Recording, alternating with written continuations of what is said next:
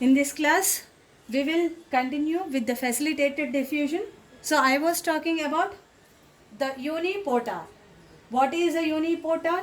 Unipotar is a carrier protein which transports only one substance from inside to outside or outside to inside. Such kind of a carrier protein is known as unipotar, and the transport is known as uniport. Right, the second one is this particular carrier protein is symportar. Now, why it's known as symportar? Because so this carrier protein, it transports two types of substances. See properly here, this is one type of substance which is, imagine sodium attached to this binding site, and imagine this is some chloride attached to this part of the binding site. So that means what? These two substances or these two ions here are attached to this binding sites, and this carrier protein has rotated. Now what happens after rotation? So these sodium and chloride are moved inside, are transferred inside. Right. So both of them are moving in the same direction. So this carrier protein, this particular carrier protein is transporting two types of molecules here, two types of ions from outside to inside. That means they are traveling in same direction. Or it may also transport the ions or two types of ions or molecules from inside to outside. That means in the same direction. So such a kind of a carrier protein is known as a symportar. So symportar transports, it is a carrier protein that transports two types of substances in same direction. That is outside to inside, or it can be inside to outside. So such kind of a transport is known as a symport. A transport is symport antam. The carrier protein is known as symportar. Next, we will see the third type of a carrier protein. So here you can see this is a carrier protein which is transporting two substances. So here the sodium has attached here and binding to this carrier protein, and this side chloride has attached and binding to this binding side. Right. Now what happens is, now this carrier protein rotates. So when it is rotating, what happens is chloride will go outside, sodium will come inside. That means what?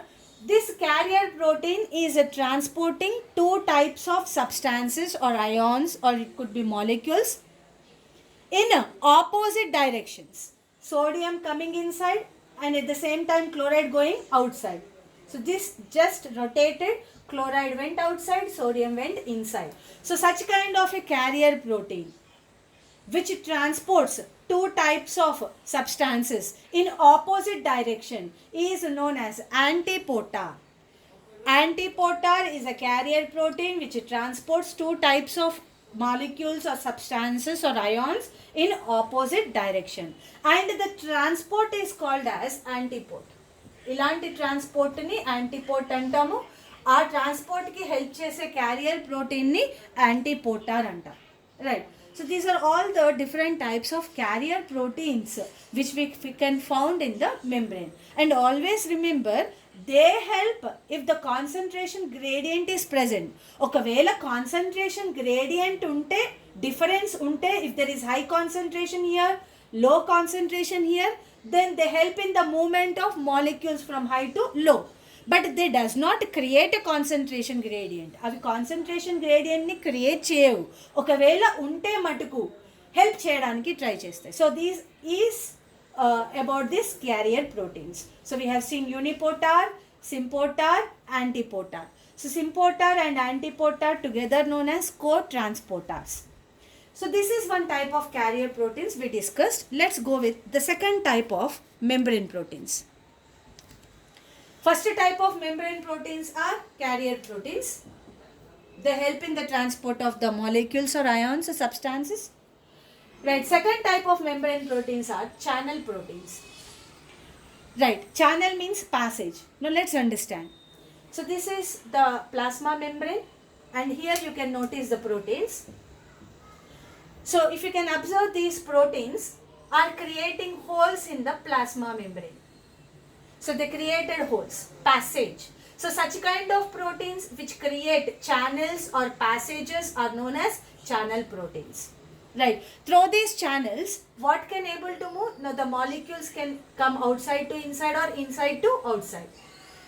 Right. Again, what you have to remember is channel proteins are of two types. మళ్ళీ అందులో రెండు రకాలు ఉన్నాయి. One is open farm and one is gated. Open means, see, there is no gate, it is just open. So that means what? The molecule which can fit into this passage can able to move outside to inside or inside to outside. But some channel proteins, they are gated. Gated means what? So here this is closed. When they will open, so imagine some molecule, water molecule came. Okay, so right, when water molecule comes only, then a specific receptor will come and bind to this gate. When it gave information to this gate, the gate has opened. The gate has opened. And when the gate is opened, what is happens is the water molecule can come inside or go outside. అంటే ఇక్కడ ఈ కొన్ని channel proteins ఏముంటాయి? Gated type ఉంటాయి. Gated means what? This kind of a passage is regulated by gates. So only if a specific molecule comes, then the gates will open with the help of some receptors. So channel proteins are again of two types, open types and gated types. Right. Next one, very very important point is porins. Now what are porins? Porins are nothing but the channel proteins only, but they form huge pores or holes in the membrane. A channel proteins అయితే మెంబ్రెయిన్లో పెద్ద పెద్ద హోల్స్ని create చేస్తాయో, ఇప్పుడు ఇక్కడ పెద్ద hole create అయింది. So the proteins which create large holes in the membrane, they are known as porins. Now in the where are these porins which we can frequently see is in the outer membrane of plastids. Plastids యొక్క outer membrane లో, like chloroplast outer membrane లో, and mitochondria outer membrane, we can find these porins.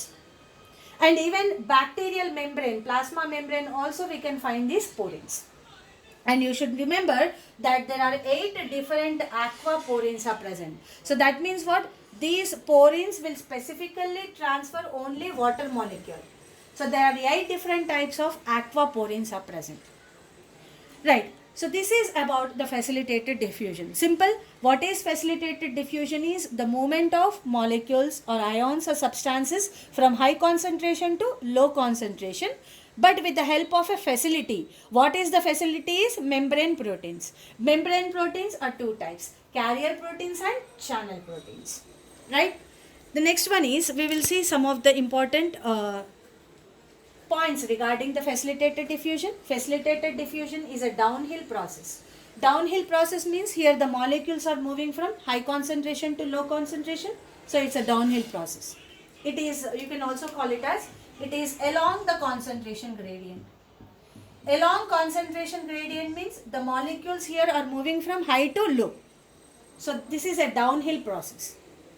Next, facilitated diffusion is a passive process, because since ATP is not used, since metabolic energy is not used, so that is why this facilitated diffusion is considered as a passive process. Next, it is a selective process. Selective process means what? Only selected substances or molecules or ions can bind to specific carrier proteins, because there is a specific carrier protein for specific ion or specific molecule. So only selected substances or molecules can able to get inside or go outside. So this process is a selective process, and facilitated diffusion is affected by inhibitors. ఇలాంటి ప్రాసెస్ని inhibitors attack చేయొచ్చు.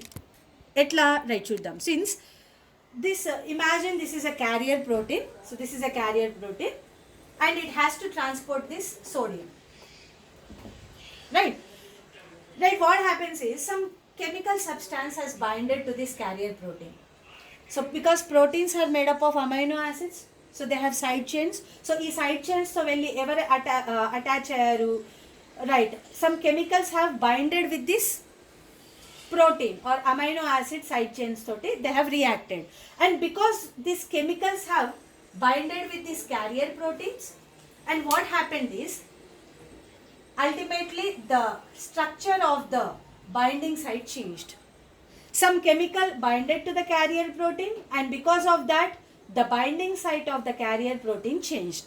Now what happens, the sodium here, the sodium, imagine it cannot able to fit here because the binding site has changed. That means the transport mechanism is stopped. Transport అనేది ఇప్పుడు stop అయిపోయింది. So that means what, carrier proteins are affected by inhibitors, because carrier proteins are made up of amino acids.